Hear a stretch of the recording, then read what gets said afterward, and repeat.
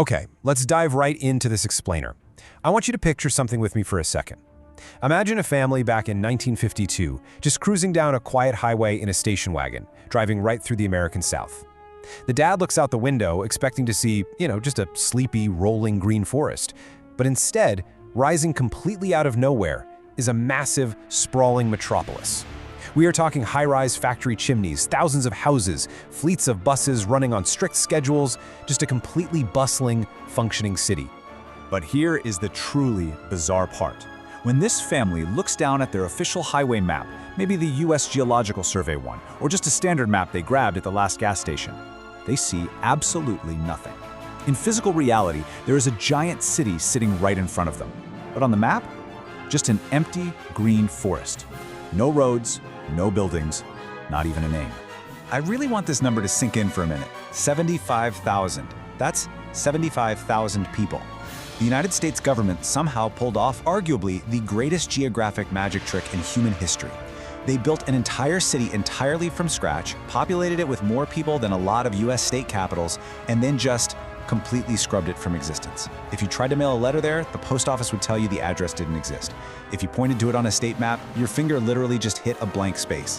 Which brings us to the core mystery of today's explainer. Why?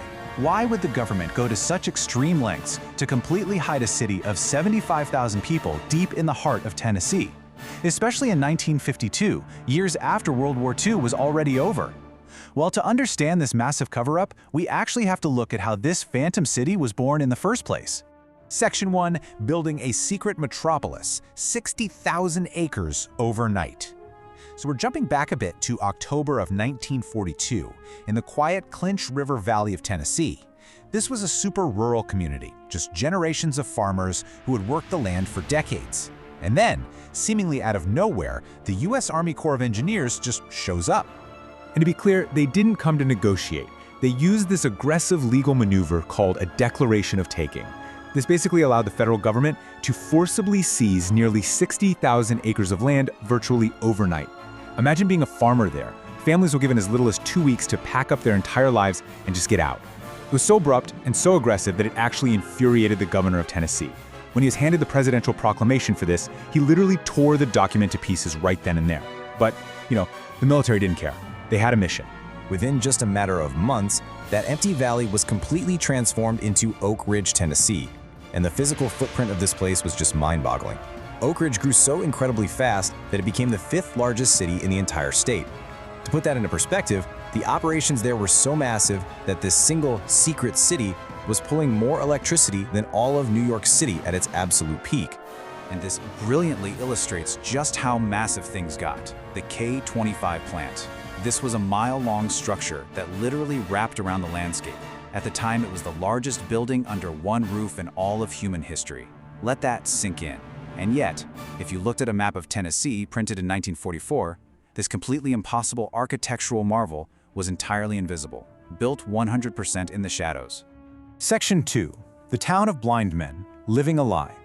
Now, hiding massive buildings from airplanes is one thing, but the bizarre, truly Orwellian reality of actually living inside this secret city is what's really fascinating. The government didn't just hide the city from the outside world. They actively hid it from the people living right inside of it. There was this official Oak Ridge billboard that greeted residents every single day. It read, "What you see here, what you do here, what you hear here, let it stay here." It's incredibly haunting. You have to remember, the average age of a worker in Oak Ridge was just 27 years old. Mostly young folks recruited straight off rural farms, totally isolated psychologically. You literally weren't even allowed to know your neighbor's last name. The surveillance was absolute. Just picture this.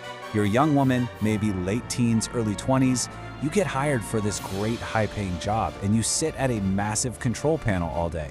You turn dials, you flip switches, but you have absolutely no idea what the machine actually does. And if you asked, you were fired immediately. Janitors swept floors totally unaware of the secret engineering designs they were walking past. Your landlord, your local grocer, even a coworker could easily be a government informant. If you gossiped with your spouse about your workday, you could literally be exiled from the town by the very next morning. They were refining uranium-235 all day, every day, entirely blind to the fact that they were fueling the Manhattan Project.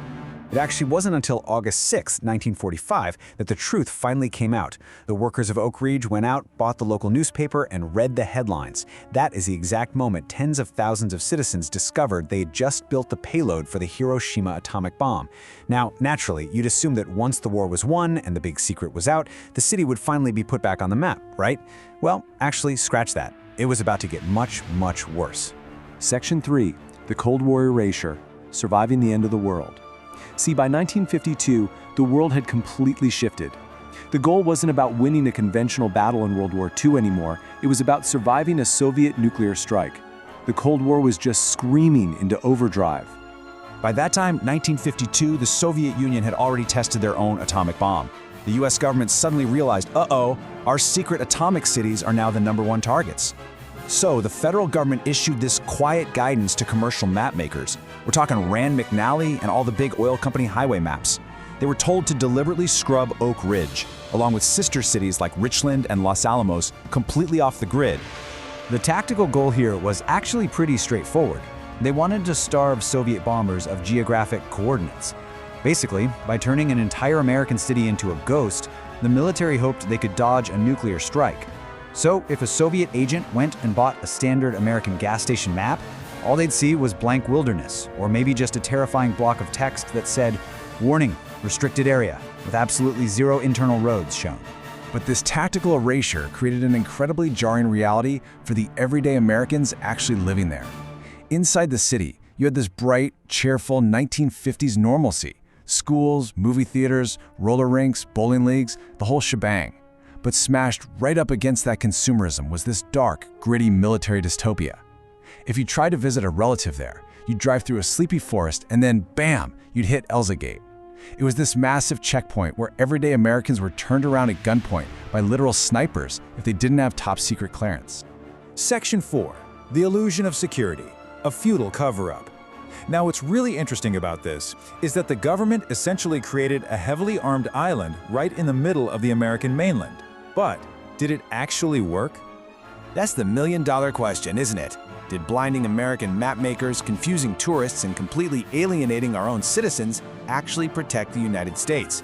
Did this massive map scrubbing fulfill its purpose? The answer, which we know now thanks to declassified documents, is a resounding no. While everyday American citizens were out getting lost, feeling alienated, and getting blocked by armed guards, Soviet intelligence officers sitting in Moscow already had hand-drawn blueprints of the K-25 plant sitting right on their desks. Spies like Julius and Ethel Rosenberg and Klaus Fuchs had completely infiltrated the Manhattan Project years earlier. The millions of dollars spent turning this city into a geographic ghost on paper, completely useless. The cover-up didn't stop the enemy at all. It literally only isolated the American public. Finally, in the mid to late 1950s, the gates came down. The barbed wire was cut, the checkpoints went dark, and Oak Ridge was finally allowed back onto standard American road maps. Today, it's a thriving, normal community. But the bones of that secret city still remain right out in the open. You can still see those prefab flat-top houses that they built in a single day, and the massive concrete husks that once powered a nation, just standing there as these eerie monuments to total government control over reality. So, the crucial takeaway from this explainer isn't just a history lesson about a clever, albeit totally flawed, military strategy from the 50s. It's really about the sheer capability to manipulate truth on a massive scale. Which kind of leaves us with this chilling final thought. If they could successfully hide an entire civilization of 75,000 people in plain sight back then, what are they hiding in the blank spaces of our maps right now? Keep looking closely at the world around you, and thank you so much for joining me for this explainer.